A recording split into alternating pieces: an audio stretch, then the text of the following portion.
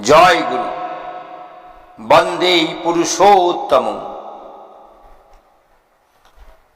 গুরু ব্রহ্মা গুরু বিষ্ণু গুরুদেব মহেশ্বর গুরুদেব পরম ব্রহ্ম তস্मै শ্রী গুরবে নমঃ। যেমন তাকে বুঝি। শ্রীনাথ পর্ব 22।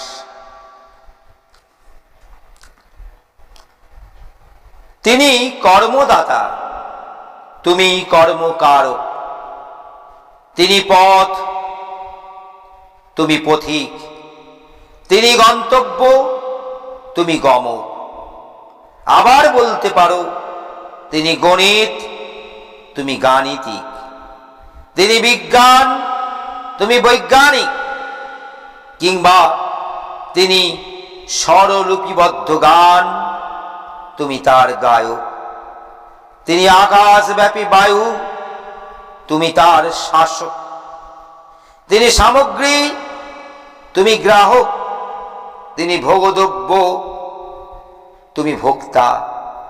তিনি সুখ, তুমি সুখের আস্বাদক। তোমার কর্মে তার প্রকাশ, তোমার উদ্যোগে তার অভিপ্রায়ের আকার লাভ। তিনি তোমার হৃদয়েশ্বর, তোমার হৃদয়ের হৃদয়। তুমি যার উপধর ঈশ্বরের জন্য করো, তা তোমার অন্তরস্থ ঈশ্বরের জন্যেই করা হয়। যিনি ইষ্টরূপে তোমার বহির্ভূত ঈশ্বর, তিনি আদিকাল থেকে তোমার হৃদয়ের ঈশ্বর, তোমার জীবন সত্তার মূলবিন্দু। তোমার ইষ্ট ঈশ্বরের জন্য না করলে তোমার হৃদয়েশ্বরের জন্যও করা হয় না। সর্বভূত ভাবন ঈশ্বরেই তোমার ইষ্ট বিগ্রহে আবির্ভূত। এই সত্য তর্কাতীত। তোমার মধ্যে যদি ঈশ্বর থাকেন, তবে তোমার ইষ্ট পুরুষের মধ্যে থাকবেন না কেন? তোমার ভাব কর্মের যে মূর্তি, তাই তোমার হৃদয়স্থ ঈশ্বরের মূর্তি। তোমার ইষ্টের মধ্যেও তার ভাব ও কর্মের আকারে তিনি প্রমূর্ত। এই দুই লীলা মূর্তি দেখে পার্থক্য নির্ণয় করো।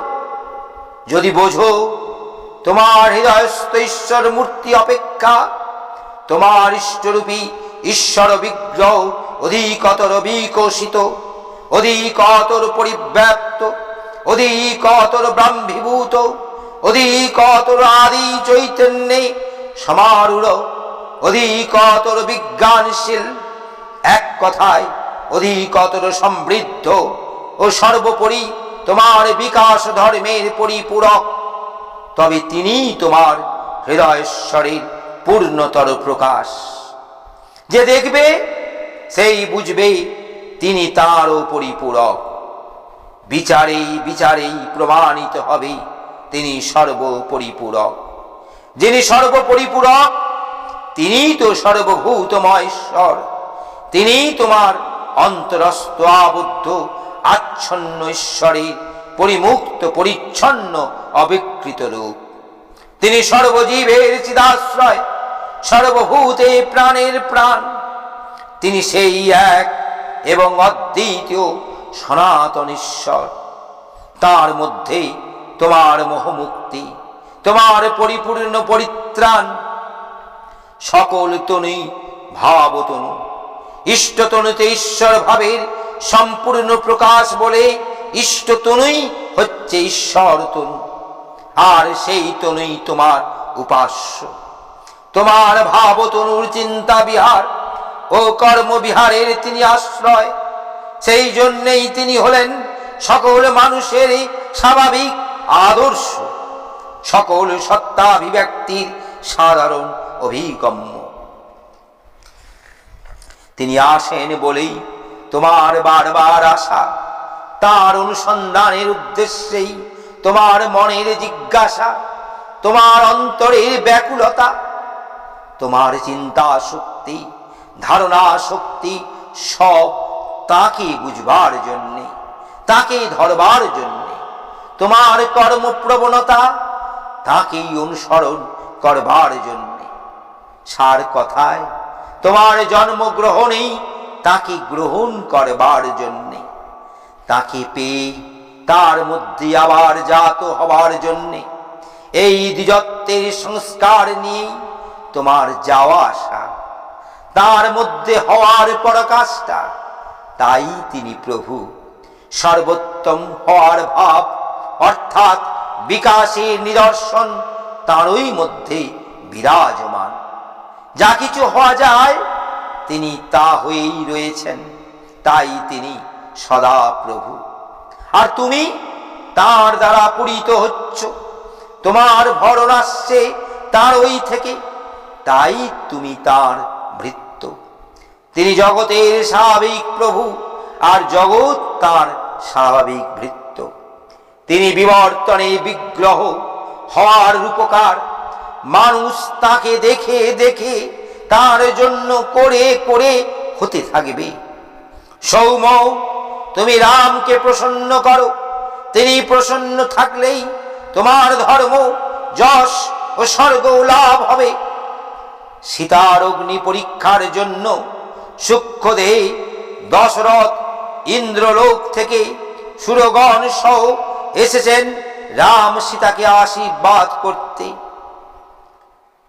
রাম লক্ষ্মণ বিমানস্থ পিতাকে প্রণাম করলে দশরথ বললেন, আমি দেবগণের কাছ থেকে জেনেছি রাম হচ্ছে স্বয়ং পুরুষোত্তম। সে রাবণ বধে নিমিত্ত মনুষ্য দেহে এসেছে, অর্থাৎ ঈশ্বর লীলাই তাঁর লীলা। তিনি নবরূপে নররূপে নারায়ণ। তাই লক্ষ্মণের দিকে ফিরে উপদেশ দিলেন, সৌম, তুমি সপ্রযত্নে রামের অনুবর্তন করো। রামানুশাসনে মেনে চলাই তোমার ধর্ম, তাতেই তোমার যশ এবং স্বর্গ লাভ। রাম শুধু তোমার ওই সেব্য নয়, সে ইন্দ্রাদি দেবগণ সিদ্ধ মহর্ষিগণেরও পরমাধ্য ব্রহ্মস্বরূপ পুরুষোত্তম। এইভাবেই সূক্ষ্মদেহী দশরথ নিজ পুত্র রামের পরিচয় ঘোষণা করলেন। একটু আগে সীতা যখন অগ্নিতে প্রবেশ করেন, তখন এই স্বর্গ থেকে যম, কুবের, ইন্দ্র, বরুণ, মহাদেব, ব্রহ্মা প্রভৃতি দেবগণ মর্মাহত হয়ে লঙ্কা ভূমিতে এসে উপস্থিত হয়েছেন। তারা একযোগে রামের উদ্দেশ্যে হাত তুলে বললেন, এ তুমি কি করেছ রাম? সীতার প্রতি আচরণ তোমার শোভা পায় না। তুমি সর্বলোকেশ্বর, জ্ঞানী শ্রেষ্ঠ। তুমি ঋতধামা প্রজাপতি। তুমি অষ্টম রুদ্র, পঞ্চম সাধ্য। অশ্বিনীদয় তোমার কর্ণ, চন্দ্র সূর্য তোমার চক্ষু। আদি অন্ত ও মধ্যে একমাত্র তুমি বিদ্যমান। প্রাকৃত মানুষের মতো বৈদেহীর প্রতি এমন অকরুণ আচরণ তোমার সাজে না। রাম বললেন, সে কি, আমি তো নিজেকে দশরথ পুত্র রাম বলেই জানি। আপনারা এসব কি বলছেন? আমি তবে কে? ব্রহ্মা উত্তর দিলেন, বললেন, হে রাম, তুমি শঙ্খ চক্র গদাধর স্বয়ং নারায়ণ। তিনি সীমিত দেহে অসীমের বিহারী। সেই জন্যেই আদি কবি বাল্মীকি যুদ্ধকাণ্ড সমাপ্ত করে রামায়ণ কীর্তনের মাহাত্ম্য বর্ণনা করতে গিয়ে বললেন, বলং বিষ্ণু প্রবর্ধাতম, বিষ্ণুর বল বৃদ্ধি প্রাপ্ত হোক। বিষ্ণু হচ্ছেন বিস্তার। রামানুবর্তনের ফলে তোমার মধ্যেকার বিষ্ণু বল অর্থাৎ বিস্তার ধর্ম বর্ধিত হোক, তবেই রামচরিত কীর্তন সার্থক হবে। যে রাম স্বয়ং বিষ্ণু, তিনি তোমার মধ্যে সতত জয়যুক্ত হন। এই কথাই রামায়ণকারীর শেষ কথা। তিনি বিকাশ ধর্মী ঈশ্বর রস, আবার তিনি সীমিত দেহী মানুষ। দেহ সীমার মধ্য থেকেই ব্রহ্মসাগরের বাড়ি স্পর্শ। দেহঘটের অভ্যন্তরেই সেই সমুদ্র ধর্মের প্রদর্শনী। নির্দিষ্ট ব্যক্তি নির্দিষ্ট পুত্র হয়েও তিনি নির্বিশেষ ঈশ্বর তত্ত্বের প্রকাশক, আবার সকলের বৈশিষ্ট্যের পরিপূরক। তাই তিনি পরম পুরুষ, তিনি জীবন ধর্মের ব্যাখ্যাতা, জীবন তত্ত্বের উদাহরণ। এই তত্ত্বানুসরণেই ধর্ম পালন। তাই তিনি ধর্মের সংস্থাপক ও পরিপালক। তিনি মনুষ্য ধর্মের জীবন্ত রূপ। তাই সকল মানুষের ধর্মগুরু, সকলের জীবন সর্বস্ব, সকলের হৃদয়স্থ ঈশ্বরের বহিস্থ বিগ্রহ। ব্রহ্মানুবর্তনে সংস্কার সকল জীবের মধ্যেই বিদ্যমান। কেবল সাময়িক প্রবৃত্তি প্রীতির ফলে সেই ব্রহ্ম সংস্কার আচ্ছন্ন হয়ে থাকে মাত্র।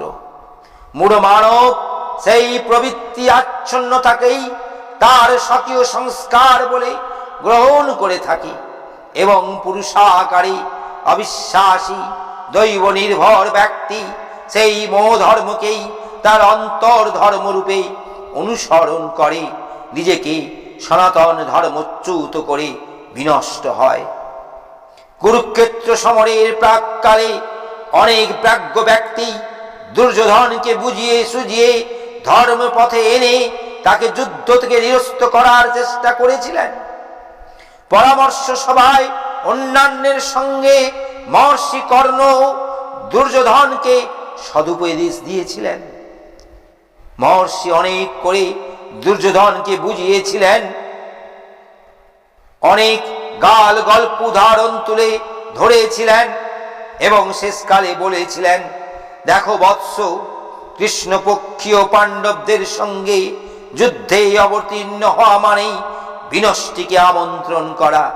কারণ তুমি যতই বলবান হও, এটা জেনে রাখবে যে বলবান অপেক্ষা ও বলবান আছে, আর ধর্মের পক্ষেই সর্বাপেক্ষাই বলবান। সর্বদর্শী নারদ জানেন বাসুদেব কৃষ্ণই ধর্মের বিগ্রহ, স্বয়ং চক্র গদাধর বিষ্ণু। অতএব তুমি বিরোধ পরিত্যাগ করে তার ওই আশ্রয় গ্রহণ করো। এত উপমা উপদেশ কিছুই গ্রহণ করল না দুর্যোধন। সে পৃথুল উরুতে থাবা মেরে মল্লযোদ্ধার ভঙ্গিতে বুক চিতিয়ে হেসে উঠল, হো হো করে বললে, মহর্ষি, ওসব বাজে কথা ছেড়ে দাও। ওসব উপদেশ আমার কোনো নতুন জ্ঞানোদয় হবে না। ঈশ্বর আমাকে যে সংস্কার দিয়ে সৃষ্টি করেছেন, আমি তার ওই আধার। আমি সেই ঈশ্বর দত্ত প্রেরণাতেই চলেছি, এই ভবিষ্যতেও চলব। তুমি অনর্থক প্রলাপ বকো না। দুর্যোধন প্রবৃত্তি সংস্কারকেই আত্মার আদি সংস্কার বলে গ্রহণ করেছিল, আর তারই সেবা করে ধ্বংসকে ডেকে এনেছিল। বস্তুত প্রবৃত্তি সংস্কার থেকে উত্তীর্ণ হয়ে আত্মসংস্কারে জাগ্রত হতে হবে, এবং এই জাগরণই আত্মদর্শন। নরদেশ্বর তত্ত্বের সেবানুসরণ করেই করেই এই আত্মদর্শন বা সত্তাধিকার সম্ভব। নতুবা অর্জিত সংস্কারে রঙিন চশমায় কাঁচের মধ্য দিয়ে নিজের রূপকেই সেই রঙিন রঙেই মনে হবে। বিশ্বের যাবতীয় বস্তুকেও তদনুপাতে গ্রহণীয় বা ত্যায্য বিবেচিত হবে। এই আচ্ছন্নতা বা সংবৃত্তি থেকে মুক্তি পেতে হলে সেই পরিচ্ছন্ন সৎ সদা ব্রহ্মপুরুষের সামনে এসে দাঁড়াতে হবে। তার আচার অনুষ্ঠান ও জীবন সেবা দেখে তার বাঞ্ছা মতো নিজেকে নিয়ন্ত্রণ করে করে নিজেকে উদ্ধার করতে হবে। এই চলাই জীবানুমর্তন। নিজেকে এইভাবে ঈশ্বরের সঙ্গে জুড়ে দেওয়াই ঈশ্বর সেবা। আর এই হলো আত্মার ধর্ম পালন। এই ধর্ম লাভ, এই সত্য লাভ, এই সত্য লাভের তপস্যাই পরম তপস্যা। এই সত্য অর্থাৎ সদা বিদ্যমান ব্রহ্ম স্বরূপে নিত্য জাগৃতি অপেক্ষা শ্রেষ্ঠতর অবস্থা আর কিছু নেই। আর এই চৈতন্যে জাগ্রত থাকাই জ্ঞান, এবং যে উপদেশ ও প্রক্রিয়ার দ্বারা এই জ্ঞান লাভ করা যায় তাই হলো বিদ্যা। এই বিদ্যাই তত্ত্ব দর্শনের দৃষ্টি, এই বিদ্যাই পরম চক্ষু। ইষ্টপুরুষেই এই চক্ষু দান করেন।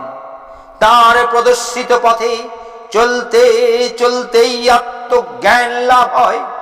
এই আত্মজ্ঞানই পরম জ্ঞান। তাই বলা চলে ব্রহ্মময় ইষ্টপুরুষেই শুদ্ধ দৃষ্টি, পরম জ্ঞান, পরম সত্য এবং পরম ধর্মের দাতা। তিনি সকল হিতের শেষ কথার সংহত বিগ্রহ। আদর্শের আয়নার সামনে নিজেকে হাজির না করা পর্যন্ত নিজের স্খলন পতন কিছুই বুঝতে পারা যায় না। নিজের সংবৃত্ত দৃষ্টিতে নিজেকে সম্পূর্ণ দোষমুক্ত বলেই মনে হয়।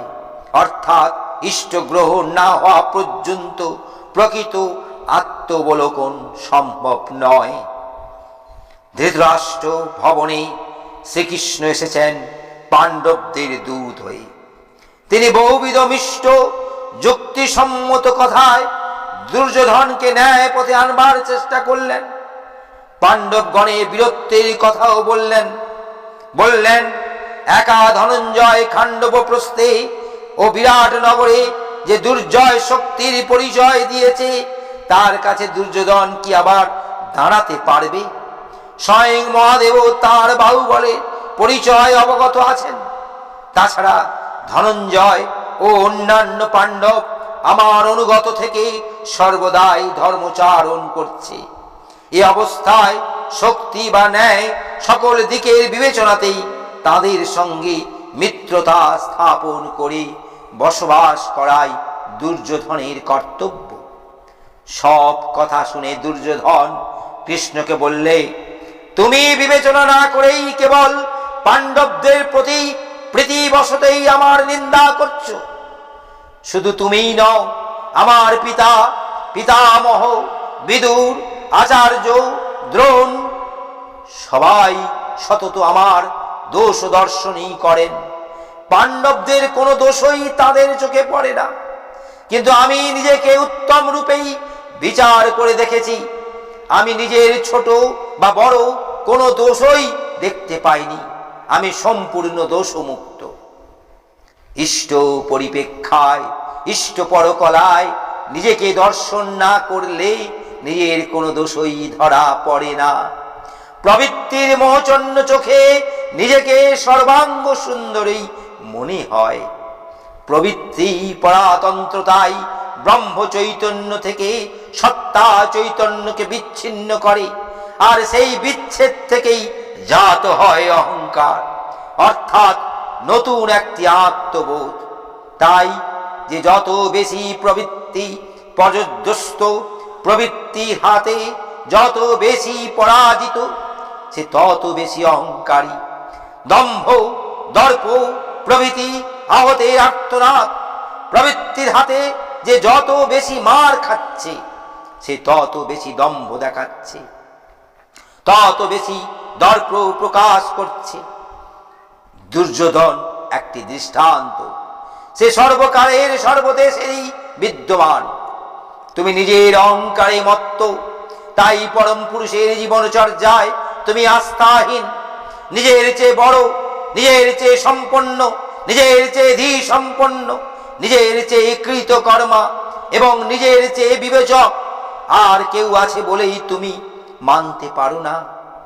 এক সময়ে শল্য তার রথী কর্ণকে অমত্ততার জন্যে তিরস্কার করে একটি উপাখ্যান বলেছিল। এক ধনিক গৃহে নিত্যই ভালো ভালো খাদ্যদ্রব্যের ভোক্তা বিশিষ্ট ভোজন করে করে গর্বমত্ত হয়ে অন্য পাখিদের অবজ্ঞা করত। এক সময় কতকগুলি মানুষ সরোবরচারী মরাল সেইখানে উড়ে এলো। গৃহকর্তার পুত্রেরা সেই মরাল দলকে দেখে তাদের উচ্ছিষ্টভোজী বায়সকে বললে, দেখো, তুমি ওদের দেখে ভয় পেও না, তুমি ওদের চেয়েও শ্রেষ্ঠ। গর্বী কাক তখন হাঁসেদের কাছে গিয়ে তাদের ওড়ার প্রতিযোগিতায় আহ্বান জানালো, বললে, তোমরা ওড়ো দেখি আমার সঙ্গে পারবে? আমি 100 রকম পদ্ধতিতে উঠতে জানি, তার মধ্যে ডিন, উড্ডিন, প্রডিন, অবডিন, নিডিন, সংডিন, পরিডিন, তির্যক ডিন প্রভৃতি কয়েকটি মাত্র পদ্ধতি তোমাদের দেখাবো, চলো ওড়ো। এই বলে হংস দলকে নিয়ে কাক আকাশে উড়ল। কিছুক্ষণের মধ্যেই নানা ভঙ্গিতে দ্রুত গতিতে পাখা চালিয়ে কাক অনেকটা এগিয়ে গেল। হাঁসের দল ধীর গতিতে একভাবে এগিয়ে চলল। ওদিকে অন্য কাকেরা তাদের স্বজাতীয় ভাইকে বাহবা দিতে লাগলো এবং ধীর গতি হাঁসদের নিন্দা করতে লাগলো। কিছুক্ষণের মধ্যে প্রতিযোগীরা সমুদ্রের উপারে এসে পড়ল। কাক তখন ক্লান্ত, নিচে তাকিয়ে কোথাও কোনো দ্বীপের চিহ্ন দেখতে পেল না। ক্লান্ত ভীত কাক তখন সমুদ্রের জলে পড়তে লাগলো। দূরপাল্লার আকাশ যাত্রায় অভিজ্ঞ অংশদল তখন কাককে বললে, ভাই কাক, তুমি তো অনেক রকম গতির কথা আমাদের বলেছ, তা যে গতিতে জলে পড়তে চলেছ এ গতির নামটা কি? বিপদাপন্ন কাক তখন নিজের দর্পের জন্য অনুশোচনা করে হংসদের কাছে জীবন রক্ষার জন্য সাহায্য প্রার্থনা করল। শেষ অবস্থায় হংসের স্মরণ নিয়ে সে বেঁচে গেল। গল্প শেষ করে শল্যকর্ণকে বললে, তুমিও অহংকার ত্যাগ করে মঙ্গলের জন্যে কৃষ্ণার্জুনের শরণাপন্ন হও।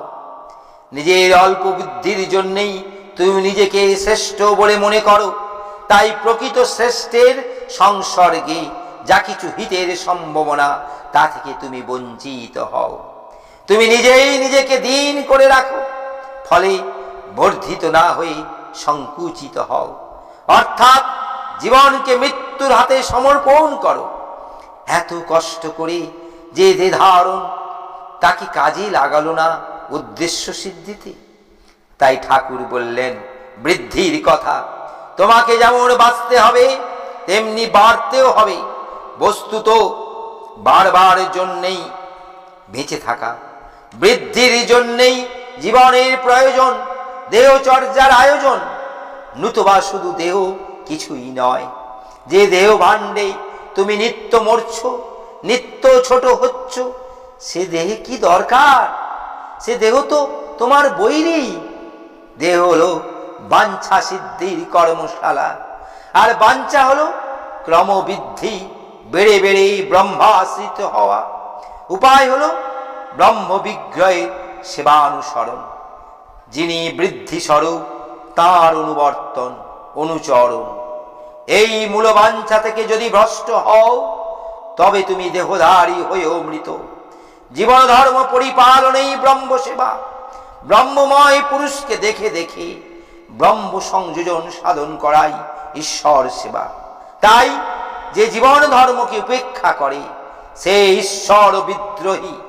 সেই জন্যই ঠাকুর বলেছেন, তুমি নিজেকে দীন ভেবো না, হীন ভেবো না, তুমি পরম বস্তু ঈশ্বরের সন্তান।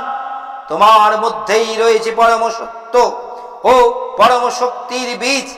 তুমি তো অমৃতের আশ্রয়। শুধু খণ্ডিত অহংকে বিশ্ব অহংের সঙ্গে যুক্ত করে দিতে হবে।